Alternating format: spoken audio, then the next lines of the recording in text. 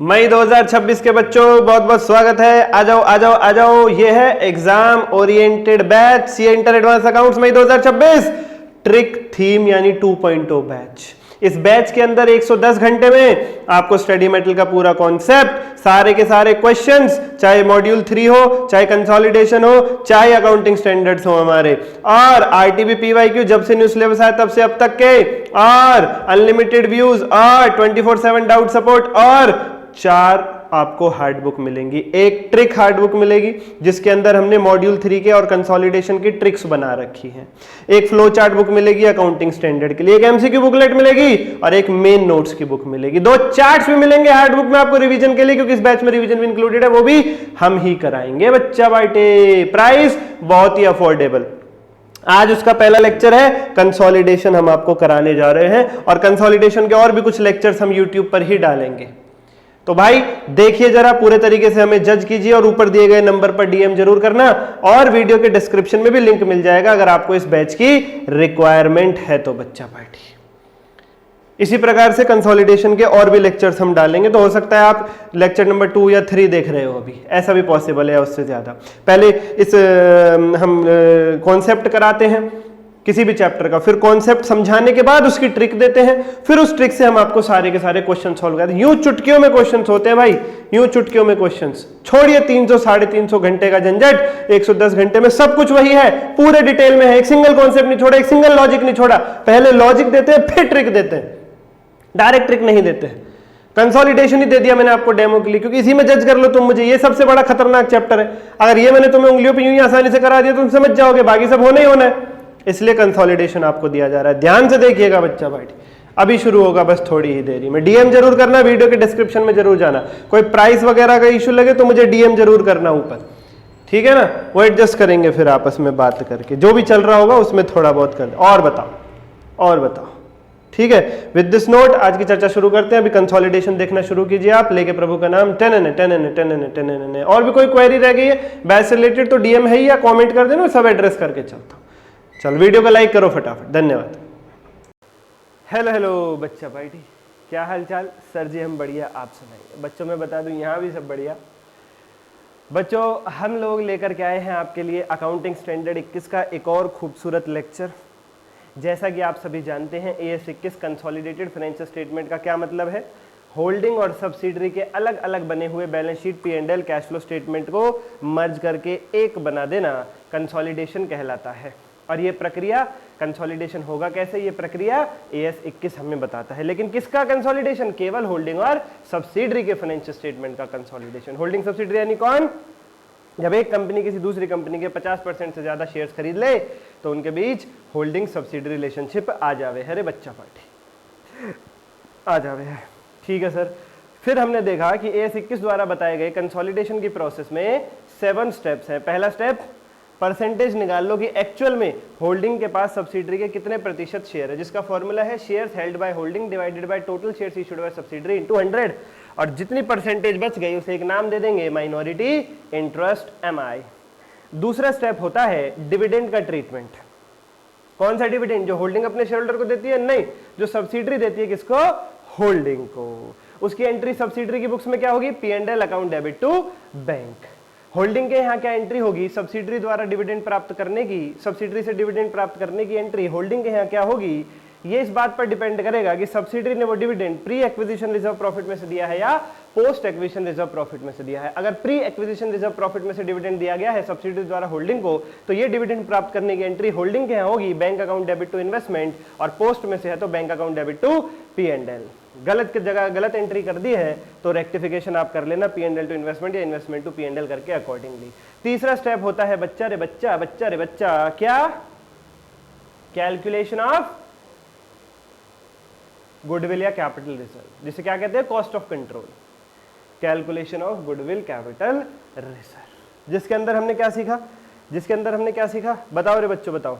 Goodwill capital reserve कैसे निकालते हैं? Goodwill capital reserve? Sir cost of investment और इंट्रिंसिक वैल्यू, इन दो चीजों का कंपैरिजन करते हैं, राइट? कॉस्ट ऑफ इन्वेस्टमेंट यानी क्या? बोलो।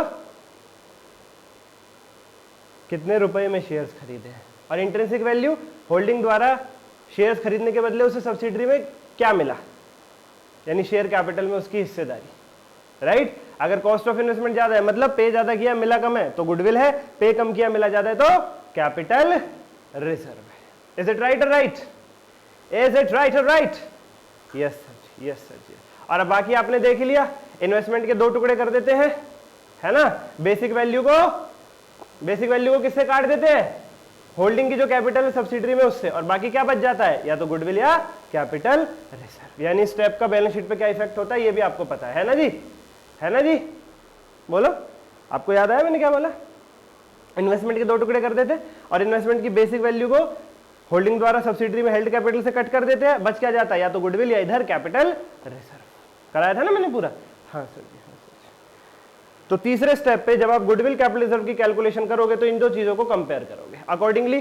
सीओआई ज्यादा है तो गुडविल और इंट्रिंसिक वैल्यू ज्यादा है तो कैपिटल रिजर्व। नेक्स्ट थिंग जो ध्यान रखनी है वो क्या ध्यान रखनी है, अब कीमती पॉइंट्स आ रहे हैं बच्चा पार्टी, कीमती पॉइंट्स आ रहे हैं। ये जो गुडविल कैपिटल रिजर्व या यूं कहूं कॉस्ट ऑफ कंट्रोल, यानी मेरे कंसोलिडेशन का तीसरा स्टेप, ये जो तीसरा स्टेप आप लगाओगे, ये तीसरा स्टेप पता है किस दिन लगाओगे आप? On 31 March. ऑन 31 मार्च। पूछो क्यों? कंसोलिडेशन आखिरी डेट पे ही होता है यार। कंसोलिडेशन कब करोगे? जब इंडिविजुअल उनकी बैलेंस शीटें बन चुकी होंगी तभी तो कंसोलिडेट करोगे। या ये कहोगे ना होगा बांस ना बजेगी बांसुरी? हाँ हाँ हाँ, ठीक सर, ठीक सर, ठीक। और उनकी इंडिविजुअल बैलेंस शीट्स कब बनी होंगी? 31 मार्च को। तो कंसोलिडेशन भी कब होता है? 31 मार्च को। तो कंसोलिडेशन के स्टेप्स भी कब लगेंगे? 31 मार्च को। तो कंसोलिडेशन का तीसरा स्टेप भी कब लगेगा? 31 मार्च को। Calculation of goodwill capital reserve यानी cost of control. But figures will be taken as on the date of acquisition of shares. लेकिन ये जो फिगर्स आप लोगे ना गुडविल कैपिटल रिजर्व निकालने के लिए, कॉस्ट ऑफ इन्वेस्टमेंट और इंट्रिंसिक वैल्यू ऑफ शेयर्स, ये फिगर्स कौन सी डेट की लेनी है? जिस दिन होल्डिंग ने सब्सिडरी के शेयर्स खरीदे उस दिन की, उस दिन की। क्यों? होल्डिंग सब्सिडरी रिलेशनशिप जिस दिन आया, इन्वेस्टमेंट की जो वैल्यू दे रखी होती है क्वेश्चन में, वो किस दिन की होती है भैया? जिस दिन आपने खरीदा है। तो इंट्रिंसिक वैल्यू को भी किस दिन से कंपेयर करोगे? उसी दिन से कि भैया आज इतना पे किया, आज क्या हाथ लगा। तो कैलकुलेशन भले ही आप 31 मार्च को करोगे कंसोलिडेशन के वक्त, लेकिन फिगर्स कौन सी उठाओगे? जिस दिन होल्डिंग ने सब्सिडरी के शेयर्स खरीदे हैं उस दिन की फिगर्स उठाओगे। कोई तकलीफ सर इसके अंदर? कोई तकलीफ? Please tell me, any problem? Should I repeat again?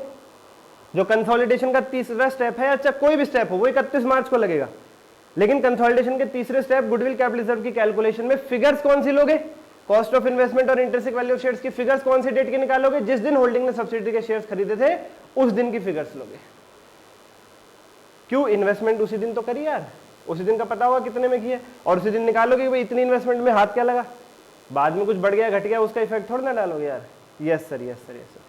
Goodwill means क्या? एक्स्ट्रा पे किया, वो किस दिन निकालोगे? जिस दिन पेमेंट कर रहे हो उसी दिन तो निकालोगे कि भाई कितना ज्यादा पे कर दिया, जो हाथ लगा उसके बदले में कितना ज्यादा पे कर दिया। ठीक ठीक ठीक ठीक ठीक सर, ठीक सर। तो एक ये की पॉइंट हो गया, एक ये की पॉइंट हो गया। अगला की पॉइंट बच्चों, हमारी ये डिविडेंड वाली एंट्री क्या थी? ये वाली एंट्री डिविडेंड वाली। अगर सब्सिडरी ने होल्डिंग को डिविडेंड दिया है pre acquisition reserves and profits में से, तो होल्डिंग के यहां क्या एंट्री होती है? Bank account debit to investment account. Bank account debit to investment account. आप देख रहे हो यहां पे इन्वेस्टमेंट क्रेडिट हो रही है, इसका इफेक्ट पता है क्या होता है? इस एंट्री का इफेक्ट पता है क्या होता है? एक तो बैंक बैलेंस बढ़ जाता है, of course sir bank debit हो रहा है, बैंक बैलेंस बढ़ेगा। और दूसरा इफेक्ट क्या होगा? दूसरा इफेक्ट क्या होगा? वेरी गुड, मेरी सीओआई कम हो जाएगी यहां पर। ये जब मैं तीसरे स्टेप पे गुडविल कैपिटल रिजर्व कैलकुलेट करूंगा ना, तो इस सीओआई में से वो अमाउंट लेस कर दूंगा मैं। ओहो हो, ये है तगड़ी बात, ये है तगड़ी बात। इसीलिए मैं डिविडेंड वाला स्टेप पहले लिखवाता हूं, इसीलिए मैं डिविडेंड वाला स्टेप पहले करवाता हूं, क्योंकि अगर डिविडेंड में बैंक टू इन्वेस्टमेंट वाला केस है तो फिर थर्ड स्टेप पर आपको उसका ध्यान रखना पड़ेगा। अदरवाइज थर्ड स्टेप को अगर सेकंड नंबर पे करवा दूं तो लफड़ा हो जावे, ये भूल जाओगे फिर आप डिविडेंड वाला ट्रीटमेंट या कॉस्ट ऑफ इन्वेस्टमेंट से माइनस करना। बैंक टू इन्वेस्टमेंट एंट्री का मतलब क्या है कि भैया जो पैसा हमने इन्वेस्टमेंट में खर्च किया था उसमें से कुछ वापस मिल गया है, राइट और right. Bank to investment, bank debit का मतलब क्या है? पैसा वापस मिल गया है, इन्वेस्टमेंट पाने के लिए, शेयर्स पाने के लिए जो खर्चा किया था उसमें से कुछ वापस मिल गया है। बैंक टू इन्वेस्टमेंट वाली एंट्री का ये मतलब होता है। बैंक टू इन्वेस्टमेंट वाली एंट्री चीख चीख के कह रही है जो पैसा खर्च हुआ था उसमें से कुछ वापस मिल गया है, तो बताओ बच्चों, अगर कुछ वापस मिल गया तो क्या करोगे? लागत को कम करोगे नहीं करोगे? जो पे किया था उसे कम करोगे कि नहीं करोगे? कॉस्ट ऑफ इन्वेस्टमेंट को कम करोगे नहीं करोगे? बिल्कुल करेंगे। लॉलीपॉप बातें हैं यार, 11वीं क्लास की बातें यार, ऐसी ऐसी बातें यार, इनमें कुछ दिमाग लगाने की जरूरत नहीं है। होल्डिंग ने शेयर खरीदे आज सब्सिडरी के, कॉस्ट ऑफ इन्वेस्टमेंट है 1,60,000 रुपए। शेयर खरीदते ही सब्सिडरी ने उसको उसी दिन वाले रिजर्व प्रॉफिट में से 10,000 का डिविडेंड लौटा दिया, तो 1,60 पे किया, 10 वापस आ गया, मेरी कॉस्ट ऑफ इन्वेस्टमेंट क्या कहोगे? 1.5 lakh. Right right right right right ठीक है सर, डन सर, डन डना डन, डन सर, डन डना डन डन। और सर जी इन एंट्रीज का क्या इफेक्ट होगा? प्रॉफिट कम हो जाएगा, बैंक बैलेंस कम हो जाएगा, इधर बैंक बैलेंस बढ़ जाएगा, प्रॉफिट बढ़ जाएगा, इसमें तो कुछ है ही नहीं, ज्यादा मत सोचो इनके बारे में। ठीक है सर, ठीक। तो सर अब तो गुडविल कैपिटल तीसरा स्टेप खत्म हो गया होगा, हम चौथे पे चले? नहीं, अभी तीसरे स्टेप की फर्निशिंग करवानी है, तीसरे स्टेप की फर्निशिंग होगी। अभी पेंट हुआ है, अभी मार्बल फिनिशिंग करवानी है, टेक्सचर वाली। चलिए बच्चों, सर जी बताओ तो फिर कैसे कैसे है ये? आ गया आपके सामने, एक और एक दो एग्जाम्पल और है, फिर हो जाएगी हमारी थर्ड स्टेप की चर्चा समाप्त। ये दो एक एग्जाम्पल और है, ये एग्जाम्पल आ गया आपके सामने, लेके प्रभु का नाम, टनने टनने टनने टनने। भैया रे भैया, इस बार मैंने ज्यादा डाटा नहीं लिया, काम काम की चीजें ली हैं बस, काम काम की चीजें ली है, केवल गुडविल कैपिटल रिजर्व की कैलकुलेशन करनी है बस। ठीक है सर, बताओ बच्चों, बताओ बच्चा पार्टी, प्लीज टेल मी, कैसे निकालते हैं हम गुडविल कैपिटल रिजर्व? क्वेश्चन ने सब्सिडरी होल्डिंग का कुछ डाटा दिया और आपसे कह रहे हैं या तो गुडविल निकल के आएगी या कैपिटल रिजर्व ढूंढो, क्या आता है और कितना आता है? बताओ रे बताओ बच्चों मुझको तुम। गुडविल सीआर की कैलकुलेशन का फॉर्मूला क्या था? कॉस्ट ऑफ इन्वेस्टमेंट को कंपेयर करते हैं किससे? इंट्रिंसिक वैल्यू ऑफ शेयर से। राइट और राइट, राइट और राइट, राइट और right, right. Cost of investment is compared with intrinsic value of shares. COI ज्यादा तो गुडविल, आई भी ज्यादा तो कैपिटल रिजर्व। बताओ सीओआई कितना है? सीओआई कितना है? याद रहे, भले ही हम निकाल रहे हैं 31 मार्च को, लेकिन फिगर्स कौन सी डेट की लेंगे? जिस दिन शेयर्स खरीदे थे। इस क्वेश्चन में शेयर खरीदे गए थे 1 अप्रैल को, तो सीओआई 1 अप्रैल को कितना है? 1,60,000।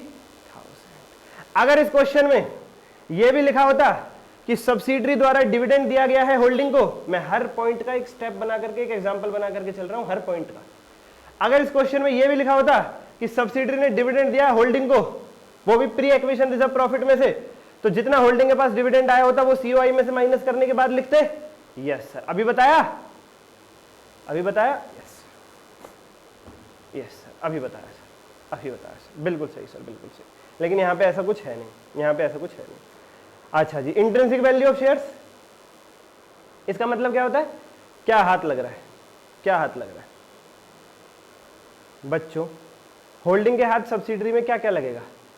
सब्सिडरी की किस किस चीज पर होल्डिंग को अधिकार मिलेगा? देखो उसने 8,000 शेयर खरीद लिए भैया, तो मैं कह सकता हूं उसकी 8,000 की कैपिटल 8,000 इंटू 10 होल्डिंग की हो जाएगी। सब्सिडरी को 80,000 रुपए तो कैपिटल पे अधिकार मिलेगा। क्या मैं ठीक कह रहा हूं? बिल्कुल सही सर, बिल्कुल सही। और अभी तक जितने भी एग्जाम्पल आपने किए थे उसमें बस इतनी ही बात थी, कैपिटल ही होती थी सब्सिडरी में। लेकिन इस बार सब्सिडरी में 1 अप्रैल जिस दिन शेयर खरीदे जा रहे हैं, कुछ रिजर्व्स भी मौजूद थे, 25,000 और 15,000, 25,000 और 15,000। प्यारे बच्चों बताओ, प्यारे बच्चों बताओ, क्या शेयर खरीदने के बाद आपको रिजर्व्स में भी अधिकार मिलना चाहिए? कंपनी के रिजर्व्स में इक्विटी शेयर्स खरीदने के बाद बिल्कुल मिलना चाहिए सर। शेयर का मतलब पता क्या होता है? शेयर खरीदने का मतलब आपको सामने वाली कंपनी की 2 चीजों पर अधिकार मिलेगा, कैपिटल और रिजर्व। क्यों? कैपिटल भी मालिकों की होती है, रिजर्व भी मालिकों का होता है, अनलेस वो कोई स्पेसिफिक रिजर्व है। अभी मैंने जनरल रिजर्व और P&L का एग्जाम्पल लिया यहाँ पे। पीछे जितने भी एग्जाम्पल्स मैंने आपको कराए उनमें क्या था? उनमें क्या था बताओ? पीछे जितने भी एग्जाम्पल्स मैंने आपको कराए उनमें क्या था? खाली मैंने जानबूझ के एक ही पॉइंट लिया था, इक्विटी शेयर कैपिटल। क्यों? मैं हर पॉइंट पे एक एग्जाम्पल बना रहा हूँ, हर एक चीज अलग अलग समझा रहा हूँ आपको। तो अगर इक्विटी शेयर कैपिटल के साथ जनरल रिजर्व या P&L ये सब चीजें भी हो तो होल्डिंग को फिर उन पे भी अधिकार मिलेगा, क्योंकि शेयर होल्डर को ना केवल कैपिटल पे, रिजर्व्स पर भी अधिकार मिलता है। तो बच्चों जिस दिन शेयर खरीदेगा, मैंने कहा फिगर कौन सी डेट की उठानी है? फिगर कौन सी डेट की उठानी है? 1 अप्रैल। तो 1 अप्रैल को इतनी कैपिटल थी, और ये 25 और 15 1 अप्रैल वाले रिजर्व है। जनरल रिजर्व 25,000 में कितने परसेंट मिलेगा होल्डिंग को? 80%। 1 अप्रैल के P&L 15,000 में कितना मिलेगा? 80%। सर ये क्या है? 50,000 और 10,000, ये तो भैया 1 अप्रैल के बाद वाले रिजर्व है। क्या ये उठाने हमें? क्या ये उठाने हमें गुडविल सीआर की कैलकुलेशन में? प्लीज, क्या ये उठाने? मैंने कहा गुडविल सीआर की कैलकुलेशन भले ही हम 31 मार्च 2021 को कर रहे हैं, लेकिन उसकी कैलकुलेशन में फिगर्स कौन सी उठाएंगे? सारी जिस दिन शेयर्स खरीदे गए उस दिन की। इस क्वेश्चन में शेयर्स कब खरीदे होल्डिंग में सब्सिडरी के? 1 अप्रैल को। तो गुडविल सीआर निकालते वक्त सारी फिगर्स कौन सी डेट की उठानी है? 1 अप्रैल की। 1 अप्रैल को कैपिटल थी 1 लाख, उसमें 80% यानी 80,000 मिल जाएगा होल्डिंग को। 1 अप्रैल को जनरल रिजर्व था 25,000, उसमें 80% मिल जाएगा होल्डिंग को। P&L 15,000 था 1 अप्रैल को, उसमें 80% मिल जाएगा होल्डिंग को, क्योंकि रिजर्व पे भी अधिकार मिलता है। ये 50,000 का जनरल रिजर्व और P&L 10,000 ये क्रिएट हुए 1 अप्रैल के बाद। 1 अप्रैल के बाद वाली फिगर उठानी है? नहीं। तो बताओ बच्चों IB कितना आया? 80,000, 20, 1 लाख और 12,000, 1,12,000। बताओ बच्चों यहाँ गुडविल है या कैपिटल रिजर्व? बताओ बच्चों यहाँ गुडविल है या capital reserve? Please tell me. Goodwill. क्यों? COI ज्यादा है, कितना? 48,000 गुडविल। प्लीज टेल मी, किसी को भी आफत लगी सर? किसी को भी आफत लगी सर? किसी को भी आफत लगी? नहीं सर, नहीं sir. Can I move forward? Can I move forward? बोलिए। Yes sir, yes sir. आखिरी एग्जाम्पल और गुडविल कैपिटल रिजर्व की चर्चा हो जाएगी समाप्त। आखिरी एग्जाम्पल और गुडविल कैपिटल रिजर्व की चर्चा हो जाएगी समाप्त।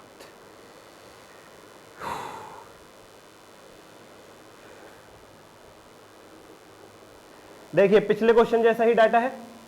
इन्वेस्टमेंट 160 1 अप्रैल को की गई, 8,000 शेयर खरीदे गए, इक्विटी शेयर कैपिटल है सब्सिडरी की 10,000 शेयर 10 रुपए वाले। जनरल रिजर्व 1 अप्रैल को 25 था, P&L 1 अप्रैल को 15 था, और 1 अप्रैल के बाद जनरल रिजर्व पैदा हुआ है 50 और P&L में क्रिएट हुआ है 1 अप्रैल के बाद 10,000। बस इस क्वेश्चन में और एक्स्ट्रा फिगर्स कौन सी आ गई है? मैंने कुछ ये लिख दिया है, मशीनरी फर्नीचर सब्सिडरी और होल्डिंग में ये भी दिख रहा है, और वही निकालना है आपको गुडविल कैपिटल रिजर्व। लेकिन ये क्वेश्चन थोड़ा आगे तक है, ये क्वेश्चन थोड़ा आगे तक है। क्या कह रहे हैं? 1 अप्रैल 2020 जिस दिन शेयर खरीदे जा रहे हैं उस दिन ये जो मशीनरी थी सब्सिडरी की बात चल रही है, सब्सिडरी की जो मशीनरी थी इसका रिवैल्यूएशन किया गया अपवर्ड्स बाय 50,000। रिवैल्यूएशन में इसकी वैल्यू बढ़ गई 50। Okay sir, okay sir. Furniture का रिवैल्यूएशन हो गया डाउनवर्ड्स 5,000, फर्नीचर घट गया 5,000। मशीनरी बढ़ रही है 50,000, फर्नीचर घट रहा है 5,000। Is it right? मतलब हिंदी समझ में आई? यस। और कह रहे गुडविल सीआर। सर इसका हमारा गुडविल सीआर की कैलकुलेशन में क्या फर्क पड़ेगा? बताता हूं ना मैं आपको। आओ जरा निकाले निकाले निकाले। ठीक है सर, हम कर रहे हैं गुडविल कैपिटल रिजर्व यानी COC की कैलकुलेशन किस दिन? 31 मार्च को। बट फिगर्स कौन सी उठाएंगे? COI और इंट्रिंसिक वैल्यू ऑफ शेयर्स कौन सी डेट का लेंगे? 1 अप्रैल का। 1 अप्रैल की COI कितनी है? 1,60,000 रुपीज। किसी को भी डिफिकल्ट तो नहीं लग रहा सर? है? आपको पता होना चाहिए मैं क्या कर रहा हूं। मैं उस गुडविल कैपिटल रिजर्व के फॉर्मूले को कंप्लीट करते हुए जा रहा हूं, एक एक चीज समझाते हुए। बस ये आखिरी स्टेप है, वो कंप्लीट हो जाएगा फॉर्मूला गुडविल कैपिटल रिजर्व का। Okay sir, okay sir. Intrinsic value यानी क्या क्या मिलेगा? होल्डिंग को सब्सिडरी के 8,000 शेयर्स खरीदने के बदले क्या क्या मिलेगा? सर 1 अप्रैल वाली कैपिटल में 8,000 इंटू 10 रुपए 80,000 रुपए मिल जाएंगे। 1 अप्रैल वाले जनरल रिजर्व 25,000 पे 80% अधिकार मिल जाएगा। 1 अप्रैल ना कि उसके बाद वाले P&L 15,000 पे 80% अधिकार मिल जाएगा। और ये जो रिवैल्यूएशन है 50 से अप हुआ था और 5 से डाउन हुआ है, नेट 45 अप कह सकता हूं, नेट 45 अप हो गया कह सकता हूं? Yes sir. तो ये 45,000 का जो नेट रिवैल्यूएशन प्रॉफिट है इसमें भी 80% अधिकार मिलेगा। 1 अप्रैल 20 को ही हो रहा है सर जी रिवैल्यूएशन। ये देखो, ओहो, शेयर खरीदे जाने वाले दिन ही रिवैल्यूएशन हो रहा है, ना कि उसके बाद। तो भाई लगे हाथ उसके रिवैल्यूएशन के प्रॉफिट को भी शामिल कर लो ना। क्यों? शेयर खरीद लिए भाई। अब तो शेयर खरीदने का मतलब रिवैल्यूएशन प्रॉफिट पे भी अधिकार मिलता है शेयर होल्डर को। अब मैं फिर से कह रहा हूं, शेयर खरीदने के बदले में शेयर होल्डर को शेयर कैपिटल, रिजर्व सरप्लस और रिवैल्यूएशन के प्रॉफिट तीनों पे अधिकार मिलता है। ठीक है सर जी, सर लॉस होता रिवैल्यूएशन का तो देना भी पड़ता, फिर माइनस करते हैं यहाँ से। अभी मैं इन सबको इंट्रिंसिक वैल्यू में प्लस करते जा रहा हूं, फिर क्या करता, अगर ये 45,000 लॉस होता तो यहाँ माइनस करता 45,000 इंटू 80%। चलो अभी निकालो ये इंट्रिंसिक वैल्यू क्या आ रही है सर, 80 और 20 1 और 12 1 12 और 45,000 into 80% 36। Sir this is coming as 1,48,000। है तो अभी भी गुडविल, क्योंकि सीओआई ज्यादा है, लेकिन कितनी, केवल 12, केवल 12। हर एक स्टेप के लिए क्वेश्चन है। फाइनली हमारी गुडविल कैपिटल रिजर्व की कैलकुलेशन समाप्त हो गई है। फाइनली हमारा तीसरा स्टेप समाप्त हो गया है। तीसरे स्टेप को मैंने बहुत सारे एग्जांपल्स में समझाया तीसरे स्टेप को मैंने बहुत सारे एग्जांपल्स में समझाया। पहले मैंने आपको यह साबित किया क्या, कि प्यारे प्यारे बच्चों, जो इन्वेस्टमेंट का बेस प्राइस होता है फेस वैल्यू तक वाला, उसे होल्डिंग द्वारा सब्सिडरी में हेल्ड कैपिटल से कट कर देते हैं और रह जाता है केवल क्या, गुडविल या फिर कैपिटल रिजर्व। गुडविल रह गई तो कंसोलिडेटेड बैलेंस शीट में नॉन करंट एसेट में, कैपिटल रिजर्व रह गया तो रिजर्व सरप्लस में। पहले तो ये समझाया, फिर क्या बताया कि उसको निकालते कैसे हैं गुडविल कैपिटल रिजर्व को, कॉस्ट ऑफ इन्वेस्टमेंट और इंट्रिंसिक वैल्यू को कंपेयर करते हैं। कब कंपेयर करते हैं, 31 मार्च को। लेकिन फिगर्स कौन सी उठाते हैं कंपेयर करने के लिए, जिस दिन शेयर्स खरीदे उस दिन वाली सीओआई गिवन होती है, और सीओआई में इंट्रिंसिक वैल्यू आप कंपेयर कर लो, सीओआई ज्यादा है तो गुडविल और इंट्रिंसिक वैल्यू ज्यादा है तो कैपिटल रिजर्व। अब सीओआई कैसे निकलती है, फिर ये बताया कैसे निकलती है सीओआई। वो यूं तो क्वेश्चन में गिवन होगी, लेकिन अगर एक पॉइंट ध्यान रखना है बस सीओआई में, कौन सा, अगर सब्सिडरी ने होल्डिंग को डिविडेंड दिया है प्री एक्विजिशन रिजर्व प्रॉफिट में से, तो होल्डिंग को सब्सिडरी से जितना डिविडेंड मिला है उसके प्री एक्विजिशन रिजर्व प्रॉफिट में से उतना अमाउंट सीओआई में से पहले माइनस कर लेना, फिर इंट्रिंसिक वैल्यू से कंपेयर करना। और इंट्रिंसिक वैल्यू कैसे आती है, सब्सिडरी की कैपिटल में आपकी हिस्सेदारी, सब्सिडरी के शेयर खरीदे जाने वाले दिन सब्सिडरी के जनरल रिजर्व पी&एल में आपकी हिस्सेदारी, शेयर खरीदे जाने वाले दिन रिवैल्यूएशन के प्रॉफिट में आपकी हिस्सेदारी, लॉस है तो माइनस, फिर कंपेयर करते हैं। ये सीखा अभी तक हमने, ये हो गया थर्ड स्टेप की हमारी पूरी की पूरी समरी बच्चा पार्टी, पूरी की पूरी समरी बच्चा पार्टी। थर्ड स्टेप की हो गई पूरी की पूरी समरी, ठीक है। तो फाइनली हमारा थर्ड स्टेप जो है वो इस प्रकार से कहता है, क्या कहता है, सीओआई निकाल लो। कैसे निकालते हैं, जो वैल्यू गिवन होती है, या एक काम करते हैं, परचेज प्राइस में से क्या माइनस कर लेंगे, डिविडेंड। कौन सा डिविडेंड, जो किस में से मिला है, प्री एक्विजिशन रिजर्व और प्रॉफिट में से, मेरी सीओआई आ जाएगी, राइट। और इंट्रिंसिक वैल्यू कैसे आता है, सब्सिडरी की इक्विटी शेयर में होल्डिंग का हिस्सा, सब्सिडरी के प्री एक्विजिशन, यानी प्री एक्विजिशन का मतलब समझते हो, वही 1 अप्रैल वाले, जिस दिन शेयर खरीदे उस दिन वाले रिजर्व और प्रॉफिट में होल्डिंग का हिस्सा, सब्सिडरी के रिवैल्यूएशन प्रॉफिट में होल्डिंग का हिस्सा। इन सारी फिगर्स को प्लस कर लेते हैं, लॉस है तो माइनस कर देते हैं, तो इंट्रिंसिक वैल्यू आ जाती है। फिर उनको कंपेयर कर लेते हैं, सीओआई ज्यादा है तो गुडविल, आई भी ज्यादा है तो कैपिटल। बच्चों बताओ मजा आया, थर्ड स्टेप समाप्त हो गया है। Our third step is over, our third step is over. If you feel like मजा आया then it's very very good. If you don't feel like मजा आया then it's not very very good.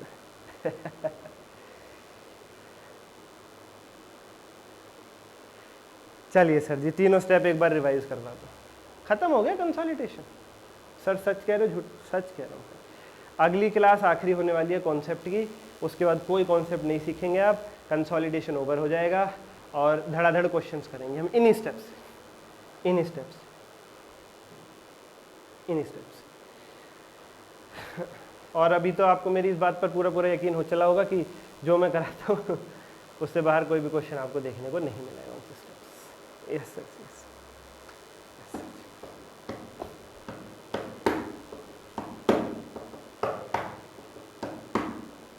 Revision इतनी बार करा दूंगा बीच में कि तुम खुद कहोगे सर जी बस बस बस।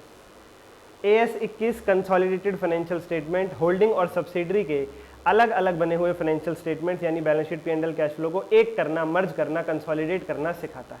होल्डिंग सब्सिडरी यानी कौन, अगर एक कंपनी दूसरे कंपनी के 50% से ज़्यादा शेयर खरीद ले तो उनमें आ जाता है होल्डिंग सब्सिडरी रिलेशन, उनका कंसोलिडेशन सिखाता है AS 21 उनके फाइनेंशियल स्टेटमेंट्स का।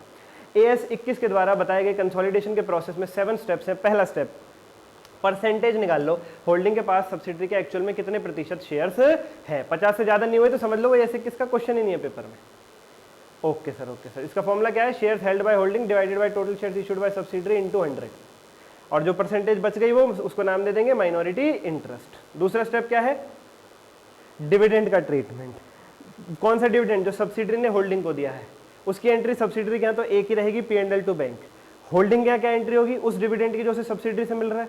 अगर सब्सिडरी ने होल्डिंग को डिविडेंड दिया है, pre acquisition reserve and profit, यानी वो रिजर्व ऑफ प्रॉफिट में से जो होल्डिंग द्वारा सब्सिडरी के शेयर खरीदे जाने वाले दिन पहले से ही मौजूद थे सब्सिडरी की बैलेंस शीट में, उनमें से तो होल्डिंग एंट्री होगी बैंक टू इन्वेस्टमेंट, यानी गुडविल कैपिटल की कैलकुलेशन में COI में से माइनस कर दें। अदरवाइज एंट्री होगी पोस्ट में से दिया तो बैंक टू P&L। गलती हो गई तो करेक्शन कर लेना अकॉर्डिंगली, P&L टू इन्वेस्टमेंट या इन्वेस्टमेंट टू P&L करके, वो मैंने बता दिया आपको, वो क्वेश्चंस में देख लेंगे, गलती सही करना। ठीक है sir.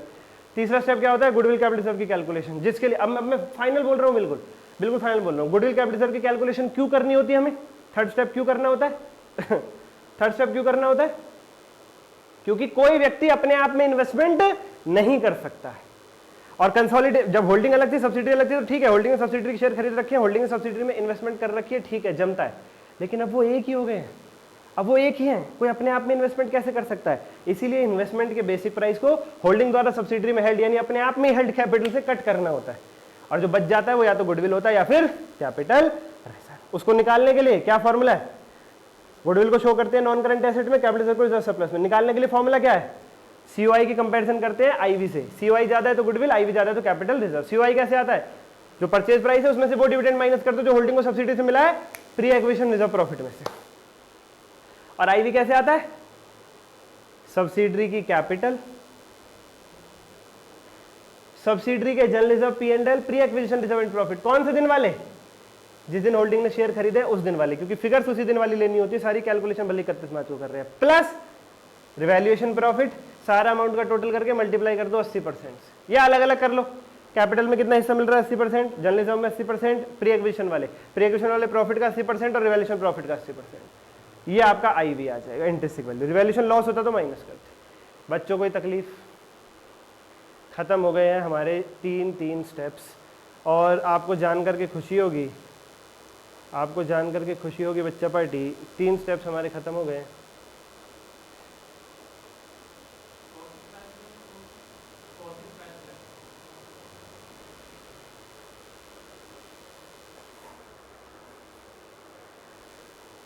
This is absolutely over. This is